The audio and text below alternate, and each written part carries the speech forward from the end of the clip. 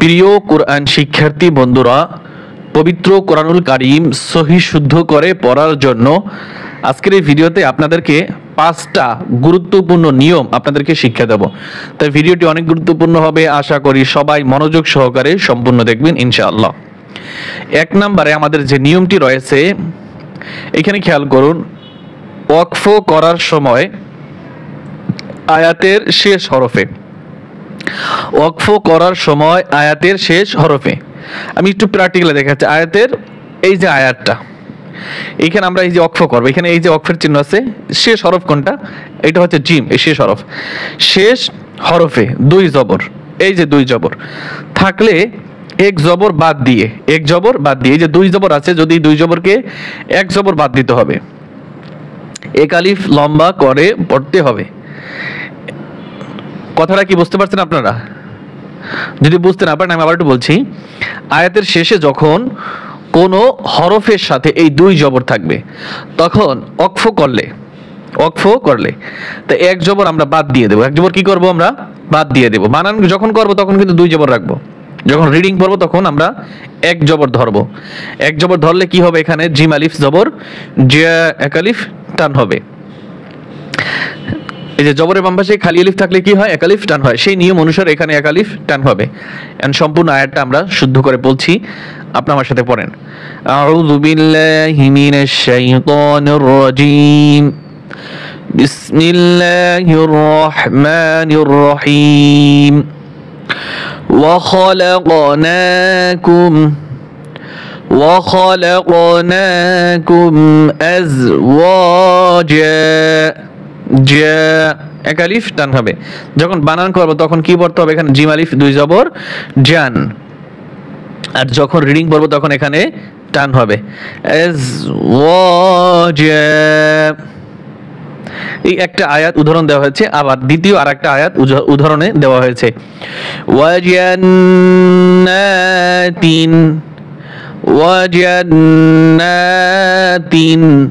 আলফাফা,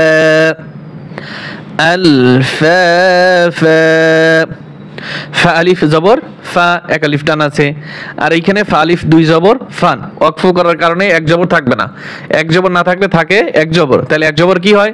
টান হয়। এই হরফটার মতো এখানেও কি হবে? টান হবে।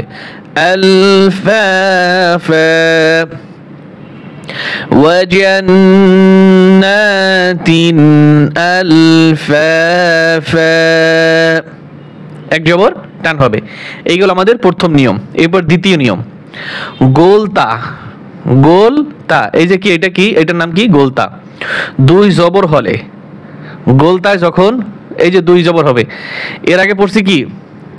জিমের সাথে পড়ছি, ফার সাথে পড়ছি, কিন্তু একটি হরফ, মাত্র একটি হরফ, সেটা হচ্ছে এই যে গোলতা।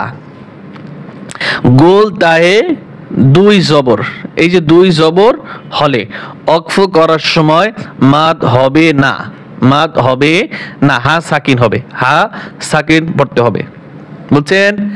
যদি এই 2 জবর তায়ের সাথে থাকে, 2 জবর কি তায়ের সাথে থাকে, তাহলে টান হবে না, এখানে টান হবে না।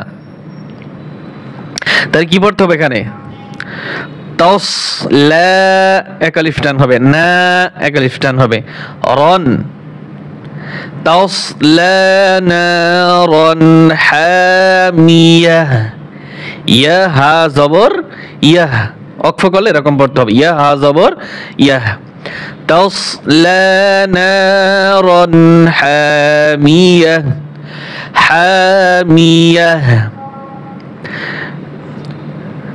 এ হচ্ছে উদাহরণের একটি আয়াত। উদাহরণের অন্য একটি আয়াত, 2টা আয়াত উদাহরণ দেওয়া হয়েছে। লা তাসমাউ, আইনে যেন টান না হয়। লা তাসমাউ ফিহা লাগিয়াহ, লা তাসমাউ ফিহা লাগিয়াহ, لا تسمع فيها لاغية। এই হচ্ছে দ্বিতীয় নিয়ম। এবার আমরা 3 নম্বর নিয়ম পড়ব। 3 নম্বর নিয়ম, ওয়াকফ করার সময় আয়াতের শেষ হরফে, ওয়াকফ করার সময় আয়াতের শেষ হরফ, আয়াতের শেষ হরফ কোনটা? এই হা। এই যে শেষ হরফে মাদ এর হরফ থাকলে, শেষ হরফে মাদের হরফ থাকলে এক আলিফ লম্বা করে পড়তে হবে। আয়াতের শেষ হরফ কোনটা? এই যে এইটা হা আলিফ। তা শেষ হরফ কি? আলিফ। যদি আয়াতের শেষে এরকমের আলিফ থাকে তাহলে কি করতে হবে? এক আলিফ টেনে পড়তে হবে। ওই যে এটা তো আগের নিয়মও আছে যে মদের হরফ জবরের বাম পাশে খালি আলিফ, সেই নিয়মটা এখানে বহাল থাকবে। ইলা রাব্বিকা মুনতাহাহা, এইখানে এই যে হা, এই একটা হা, দুইটাই এক আলিফ করে টান হবে। ইলা রাব্বিকা মুনতাহাহা, ইলা রাব্বিকা মুনতাহাহা। এরকম তিনটা উদাহরণ রয়েছে। একটা উদাহরণ পড়ছি আমরা, দ্বিতীয় উদাহরণ। ওয়াদে ওয়াদে ওয়াও দাল জবর ওয়াদে, এখানে কি হবে? কলকলা হবে, দালের উপরে জজম আছে কলকলা। ওয়াদখুলি, লাম ইয়াজের লি টান হবে। ওয়াদখুলি জান্নাতি। এই যে আয়াতের শেষে কি আছে? মদের হরফ আছে। মদের হরফ থাকলে কি হবে? এক আলিফ টান হবে। ওয়াদখুলি জান্নাতি। আবার জেরের বাম পাশে জজমালা ইয়া মদের হরফ, সেখানেও টান হবে। তো আগে নিয়ম কি আছে? এখানে বহাল রয়েছে। আন, হামজা নুন জবর আন, গুণ করা যাবে না। আন আসলামু, পেশের বাম পাশে জজমালা ওয়াও মদের হরফ এক আলিফ টান হবে। সেই নিয়ম এখানেও কি আছে? বহাল রয়েছে। কিন্তু এখানে নিয়মটা ছিল ওয়াকফ করার সময় আয়াতের শেষ হরফে মদের হরফ থাকলে, আয়াতের শেষ হরফ কোনটা? এই যে আলিফ। আলিফ কি? শেষ হরফ। তাই শেষ হরফটা কি? মদের হরফ, সে অনুসারে এখানে এক আলিফ টান হবে। আবার এই যে পেশের বাম পাশে জজমালা ওয়াও মদের হরফ, এখানেও কি? এক আলিফ টান হবে। আন আসলামু, আমি বলছি মদের হরফের যে এক আলিফ টান হয় সেই টানটা এখানে কি? বহাল রয়েছে। আন আসলামু, এই বললাম আমরা কয়টা নিয়ম? তিনটা নিয়ম। এরপরে আমরা চতুর্থ নিয়ম পড়ব। চতুর্থ নিয়ম, পাঁচটা নিয়ম শিক্ষা দেব আপনাদেরকে। ওয়াকফ করার সময় আয়াতের শেষ হরফে, ওয়াকফ করার সময় আয়াতের শেষ হরফে খারা জবর, কি? খারা জবর। এই যে কি আছে এখানে?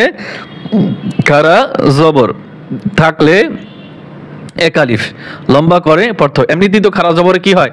টান হয়। খারা জবরে টান হয়, মদের হরকত। আর এখানে আপনি সেটাও বলতে পারেন মদের হরকতের জন্য টান হবে, অথবা আপনার আয়াতের শেষ হরফে যখন খারা জবর হয় তাহলে কি হয়? এক আলিফ টান হয়। فأما من طغى فأما من طغى হয়নি, এক আলিফ টান হবে। والليل إذا يغشى, শিনে এক আলিফ টান হবে। والليل إذا يغشى, এক আলিফ টান হবে। والذي قدر فهدى والذي قدر فهدى, দালে এক আলিফ টান হবে। আমরা পঞ্চম নাম্বারের শেষে যে নিয়মটা শিখব খুবই গুরুত্বপূর্ণ নিয়ম, গোলতায়ে। এটা কি? তা গোলতা, মনে রাখবেন এটা কি? তা গোলতা। ওয়াকফ করলে কোনো নিয়মই চলবে না। গোলতায়ে যখন ওয়াকফ করব কোনো নিয়মই চলবে না। হ্যাঁ, একটা নিয়ম চলবে। কি চলবে? একটা নিয়ম চলবে, সেটা হচ্ছে কোরআন মাজিদে ব্যবহৃত 11টি চিহ্ন। যে 11টা চিহ্ন কি? এই যে জবর, জের, পেশ, দুই জবর, তাসদিদ, তানউইন, হ্যাঁ এগুলো কি? 11টি ব্যবহৃত যে চিহ্ন থাকে, যে কোনো চিহ্ন বসলেই তাকে এই যে সাকিন পড়তে হবে। পড়তে হবে কি? সাকিন। আর কোনো নিয়ম চলবে না, নিয়ম চলবে সাকিন হবে। গোলতা থাকলেই কি হবে? সাকিন হবে। বিআইদি সাফারাহ, সাফারাহ, রাহ জবর রাহ। এই যে এইখানে যেভাবে আছে এইভাবে পড়তে হবে। লেখা থাকবে এইভাবে, লেখা থাকবে কি? এইভাবে, এই আয়াতটার মতো লেখা থাকবে, পড়তে হবে এই আয়াতটার মতো। এই যে সাফারা পড়তে হবে এইভাবে, লেখা থাকবে এভাবে, বিআইদি সাফারা, সাফারা। দেখেন এখানে সাফারা কিভাবে লেখছে, র হা জবর র, আর এখানে র জবর র, তা 2 জের 3, র 3 এসে র। দেখছেন, ভালো করে বুঝে নেন। এখানে বিআইদি সাফারা। আরেকটি উদাহরণ, কাল্লা লা ইউনবাযান্না ফিল হুতামা, মাহ, মিম হা জবর মাহ, এইখানে খেয়াল করুন, মিম হা জবর মাহ, লেখা থাকবে এইভাবে, পড়তে হবে এইভাবে। এখন অনেকেই হয়তো প্রশ্ন করতেন, কেন ভাই, কেনর উত্তর নাই কোনো? এখানে যেভাবে বলছি ঠিক এভাবে পড়েন। ওই কেনর উত্তর ভাই আমার মতো মানুষ দিতে পারবে না। এগুলো ভাই যারা নাহু সরফ, এই যে জবর জের নবীজির আমল থেকে আসছে, হ্যাঁ, অবশ্য আমাদের এত কিছু জানার দরকার নাই, যেভাবে আমরা আমাদেরকে পড়তে বলা হয়েছে আমরা সেভাবে পড়ব। কাল্লা লা ইউনবাযান্না ফিল হুতামা। তাহলে আজকে আমরা ভিডিওটা শেষ করতে পারি এখানেই নাকি? সবাই বুঝতে পারছেন কিনা কমেন্ট করে জানাবেন, আর বুঝতে সমস্যা হলে সেটাও কমেন্ট করে জানাবেন। আজকের মতো ভিডিও আমরা এখানেই শেষ করছি। আসসালামু আলাইকুম ওয়া রাহমাতুল্লাহি ওয়া বারাকাতুহু।